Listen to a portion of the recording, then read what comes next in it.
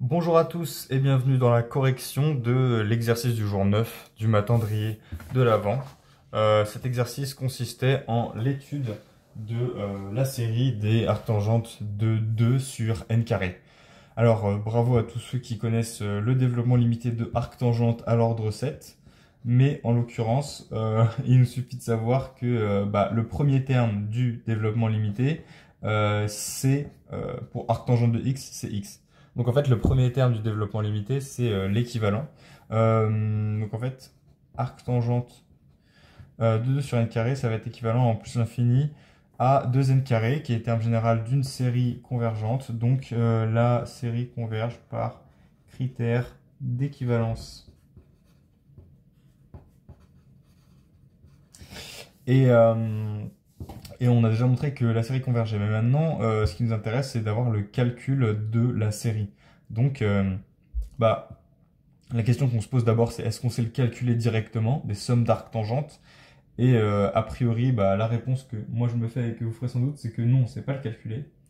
Donc on pourrait essayer de exprimer différemment ce terme. Et il n'y a pas 10 000 moyens de le faire. Et donc en moyen, ça va être d'utiliser les relations qu'on connaît sur arctangente. En l'occurrence, on va utiliser la relation suivante, arctangente de A moins B sur AB plus 1, c'est égal à arctangente de A moins arctangente de B.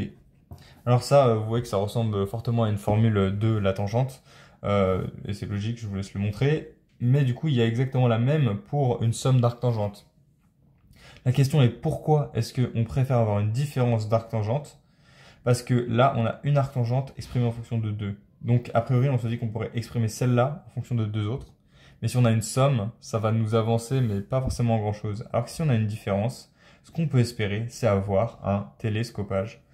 Donc, en l'occurrence, ici, on veut faire en sorte que n carré soit égal à AB plus 1. Donc, on va écrire que UN, c'est égal à arctangente de n carré moins 1 plus 1. Et ça, on espérait que ce soit AB, et en l'occurrence, on reconnaît une identité remarquable. C'est n plus 1 fois n moins 1. Donc en l'occurrence, là, on peut écrire n plus 1 moins n moins 1. Donc UN, en fait, ça va être l'arctangente de n plus 1 moins l'arctangente de n moins 1. Et ce sommet de 1 à plus l'infini. Donc on va commencer par écrire la somme partielle. C'est important pour ne pas se tromper dans les sommes, vous allez le voir. Des arctangentes de n plus 1. Bon là je réécris pas arctangente de 2 sur n carré, puisque effectivement ici j'ai oublié de vous le montrer, mais on a bien n plus 1 moins n moins 1, ça fait n moins n s'annule. 1 moins 1, ça fait bien 2, et donc c'est à ça qu'il sert ce 2 en fait, c'est pour ça qu'il est là. Et c'est super, donc on peut bien, là je vais juste écrire Sn, et on peut séparer Sn en la somme des arctangentes de n plus 1 moins arctangente de n moins 1, tout va bien parce que n va à 0. Donc là ce que je fais, c'est que je me demande, ici, oui c'est un télescopage, mais vraiment à quel point, combien de termes sont en commun. Ici l'argument va de 1 plus 1, donc 2 à grand N plus 1. Il va de 2 à grand N plus 1, tandis que là, il va de 0 à grand N moins 1. Donc tous ceux qui sont en commun, ce sont ceux de 2 à grand N moins 1. Donc là, j'écris que ce sont ceux de N est égal à 2 à grand N moins 1 de 0, puisqu'ils s'annulent, ils sont dans les deux sommes. Mais ce qui reste, c'est arctangente. Il y a quelque chose de bizarre. Attendez.